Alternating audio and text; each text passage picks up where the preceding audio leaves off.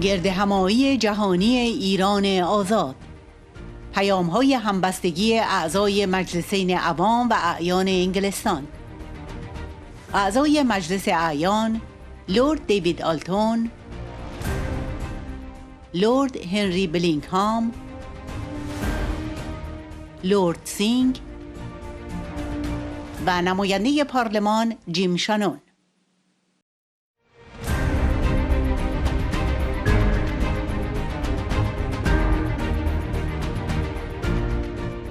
لرد دیوید آلتون، عضو مجلس اعیان انگلستان. رژیم تمام توان خود از جمله تهدید تروریسم و دیپلماسی گروگانگیری را برای برهم زدن و توقف اجلاس جهانی ایران آزاد به کار برد. اما در نهایت آرمان عادلانه یک ایران آزاد و دموکراتیک تلاش‌های شرورانه و ناامیدانه این رژیم متزلزل را شکست داد.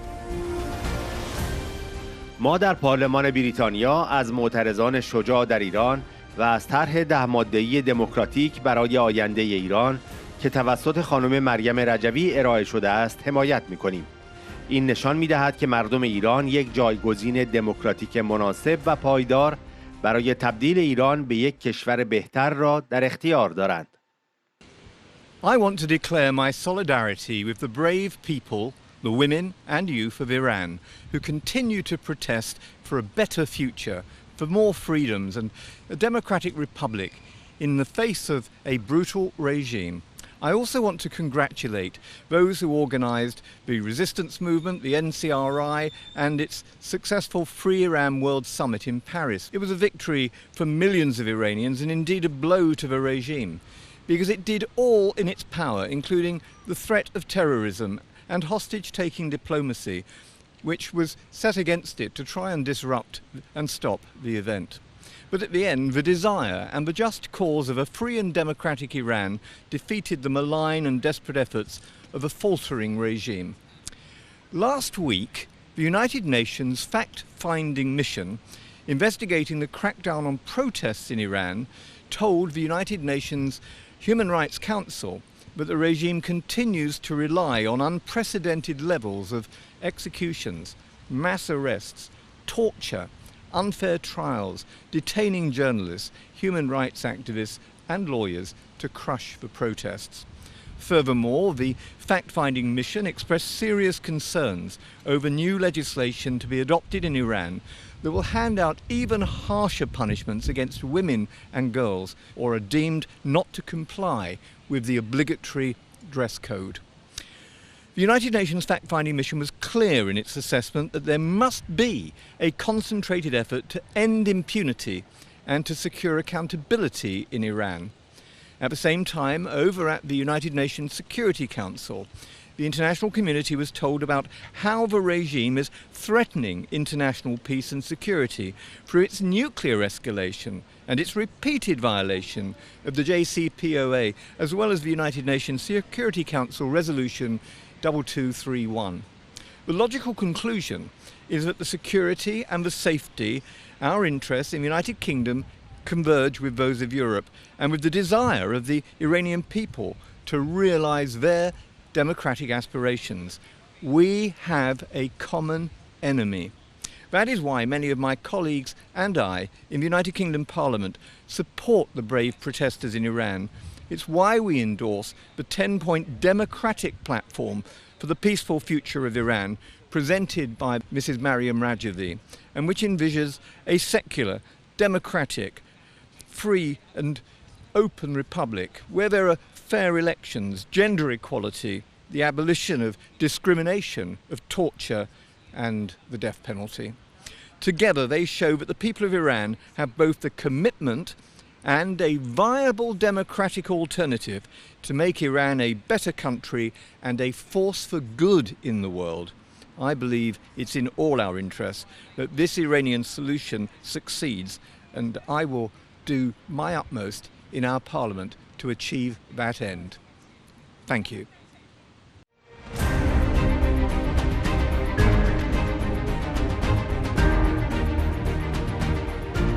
لرد هنری بلینگهام، معاون پیشین وزارت خارجه انگلستان. اجلاس ایران آزاد بسیار خوب پیش رفت و پارلمانترها از سراسر جهان حمایت خود را از مقاومت ایران و خانم رجوی اعلام کردند. برنامه 10 ماده‌ای خانم رجوی یک برنامه بسیار الهام بخش است، زیرا بر اساس تمام چیزهایی بنا شده که او سالهاست برای آن تلاش کرده است. I'm Lord Bellingham, Henry Bellingham. I was an MP for 32 years, and throughout my time in Parliament, I've been following the situation in Iran very closely. And we've been appalled over years at the level of suppression, the level of brutality, the evil that has been perpetrated against the citizens of Iran who've had no freedom, no chance to express themselves. Young people have had no hope for the future. But I think what we've seen in the last year and a half or so, we've seen an absolute, complete and total fundamental change in the situation in Iran, because what we've got are a number of different types of uprising that have taken place. First of all, among young people, a lot of business people, a lot of the people working in the public sector have just had enough, and so they've been putting their lives at risk by joining these demonstrations, by going out and protesting against the regime, and by actually taking very great personal risks. And so I applaud them for what they're doing. And I think the whole world now is taking note of what's happening.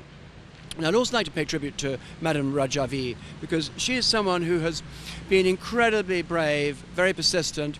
She's an honourable, decent person who has built up her integrity over many years of campaigning. She has been unbelievably brave and determined, and so I think we owe it to her to support her as much as possible. What's happening in Iran at the moment, I think, is absolutely reaching a tipping point.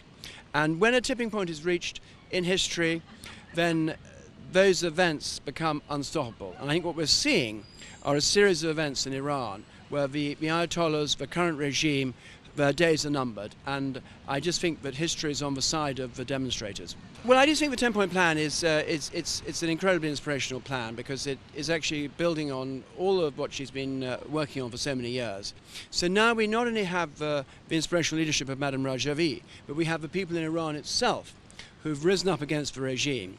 And although there have been lots of other events going on in the world, you've got what's happening in Ukraine, you've got the events in the geopolitical events in the Far East, you've got what's happening around the world in many, many places. You've got the civil war in Sudan. So it's very easy to forget about Iran, but we shouldn't forget about Iran.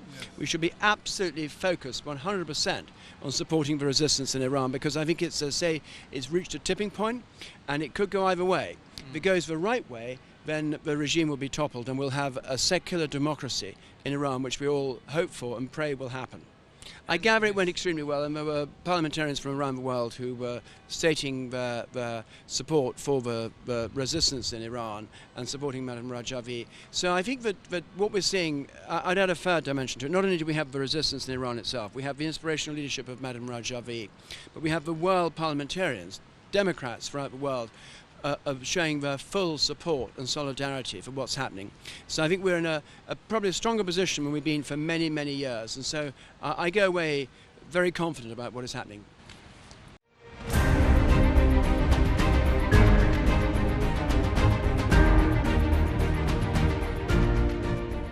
لرد سینگ، معاون کمیته تمام حزبی آزادی مذاهب در پارلمان انگلستان.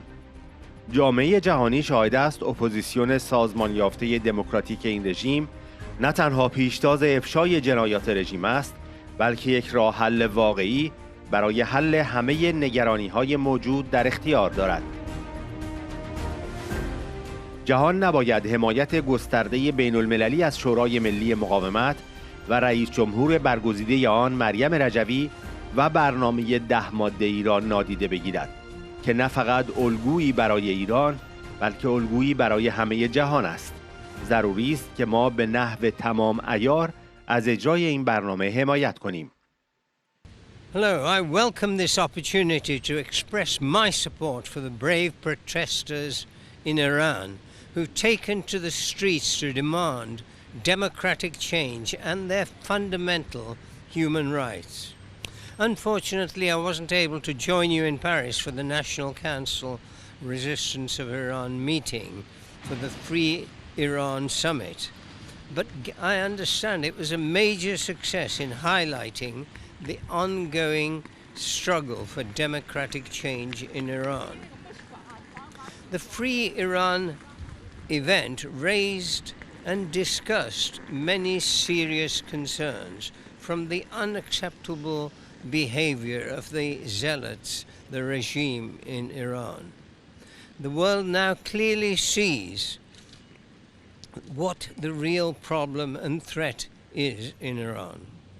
More importantly, the international community sees the organized pro-democracy opposition to the regime has not only been in the forefront of exposing Tehran's atrocities and violations, but it does also have a real solution to address and solve all existing concerns, and at the same time unite the pro-democratic forces and movements for a free and democratic Iran.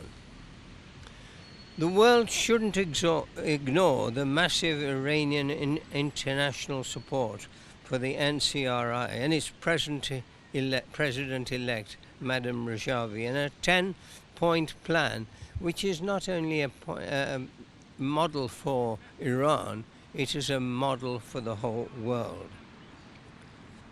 We need to give every support to the implementation of that plan and its success. Silence would simply play into the hands of the despots now in power in Iran. The UK government must wake up to the realities of Iran and acknowledge that the organized opposition is a force capable of bringing the democratic change to the people of Iran that they have been demanding for many decades. The regime is sometimes called a religious regime. It is not. Everything it does counters the teachings of all major religions. As the UK takes over the presidency of the UN Security Council this month, our government should sit down with the NCRI and talk about how those changes they want can be implemented, not only for the people of Iran, but for the general public good. This is something that demands urgency and commitment. History will not forgive us if we remain silent. Thank you.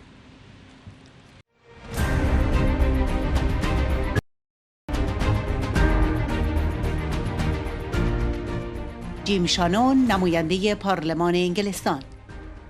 اجلاس جهانی ایران آزاد اثبات کرد که یک آلترناتیو دموکراتیک بسیار واضح، بسیار با دوام و قدرتمند برای این رژیم وجود دارد که شناسایی و حمایت فزاینده بین المللی را در سراسر جهان کسب می کند. رژیم ایران از پروژه تغییر در ایران و از شتاب رو به رشد در صحنه جهانی به سود آلترناتیو دموکراتیک بر پایه برنامه 10 ماده‌ای دموکراتیک خانم رجوی وحشت زده است و به خود می‌لرزد. زمان آن است که این رژیم به شورای امنیت ملل متحد ارجاع شود تا سران آن به خاطر چند دهه نقض جدی حقوق بشر تحت پیگرد قرار بگیرند. It's a pleasure to be here on behalf of the people of Iran who wish to have freedom.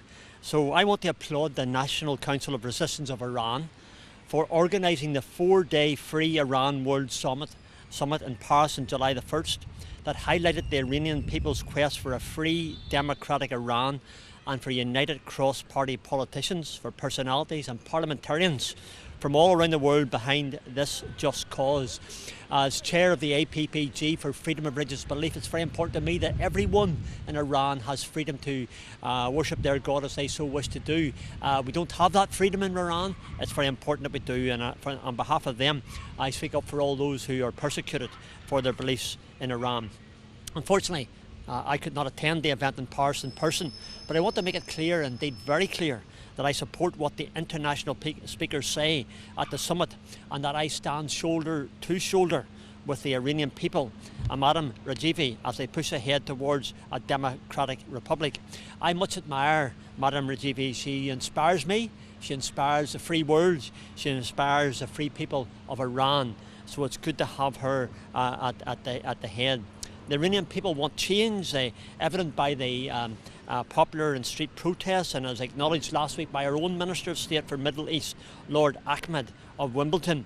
The Free Iran World Summit prove that there does exist a very clear, a very viable and a strong Iranian democratic alternative to the regime, and that it is gaining more international recognition and support across the whole of the world. I've always supported them, but there are many now rallying to the cause. It also made clear that the Iranian people have everything they need to bring about the change and successfully establish a democratic republic in Iran. The regime in Iran is terrified by this project, shaking in their boots, and the growing momentum on the world stage for the democratic alternative based on Madam Rajvi's 10-point democratic plan, especially at this crucial time, as it is unable to crush the popular nationwide uprising and silence anti-regime dissent. The undeniable quest for freedom, for liberty and democracy for all is winning the cause, is winning the battles in Iran. The regime's desperation was on public display as it desperately plotted to cancel the Paris event using terrorism and hostage taking. I condemn and warn against any Western or European effort to secure a temporary deal with the regime that promises sanctioned release and to restrict members of the Iranian opposition and Ashraf III in their right to oppose and campaign against the regime. We must not give the regime more incentives or be a passive part of its crackdown on dissent. Instead, the UK must stand with the Iranian people, cooperate with Madam Rajvi and the NCRI in order to deliver on our government's promise to hold the regime to account, which would require prescribing the IRGC all across Westminster, all across Parliament, different parties asking for the same thing, the prescribing of the IRGC. It's time that happened, and refer the regime to the UN Security Council for future prosecution of its leaders for decades of serious human rights abuses and violence against innocent people. I will work, as I always have, as I continue to do so, with the UK Parliament, with other colleagues of like-minded, and with the NCRI until the day that Iran is free. That's what we all quest for, that's what we're all asking for, a free Iran where we can have the freedom, they can have the freedom that we have here, and we can have it together. That'll be a big day, and that day I hope to visit Iran. I hope to be able to stand alongside the free people of Iran, and we look forward to that very much. Ladies and gentlemen, thank you very much. God bless you in what you do, and always in my prayers as a Christian for all my brothers and sisters in Iran and all the people of Iran. Thank you so much. Thank you.